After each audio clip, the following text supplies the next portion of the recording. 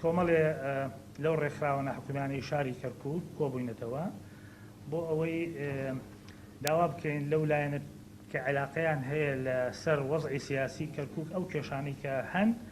بە پێی یاسا و بە گفتوگۆ و بە یعنی دەستور و لە ڕێگای پەرلەمان و لە ڕێگای حکوومەتەوە چارەسەر بکرێت. ئەو ڕێکخراوانە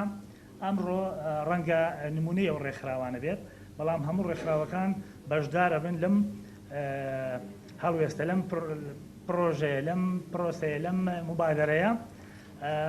لە نزیکە یعنی لە هەفتەی داهاتوە ئینشاءالله ئێمە سەردانی لایەنە پەیوەندیدارەکانەکەین بۆ ئەوەی بتوانین ئەو بەیاننامەی خۆمان بگەینە ئەوان بە ڕستیۆشەکان طبیعی هەمووی لە کێشەی سیاسی خۆی بینێتەوە، لە هەندێک مەوادی دەستور خۆی بینێتەوە، ئەو کێشانەی کە هەیە لە نێوان ئەوانەی کە لە ئەنجومەنی پارێزگان یعنی ئەو حزب و لایەنانی کە بەشدارن لە حکوومەتی ئەم شارە کێشەکان سیاسین زیاتر لەوەی کە کێشەی هەندێک کێشەی کۆمەڵایەتی و ئەمنیش هەیە ئەکید یعنی، بەڵام ئێمە زیاد تەرکیزەکەین لەسەر ئەوەی کە هەموو کێشەکان بە دەستور و بە یاسا چارەسەر دەکرێت.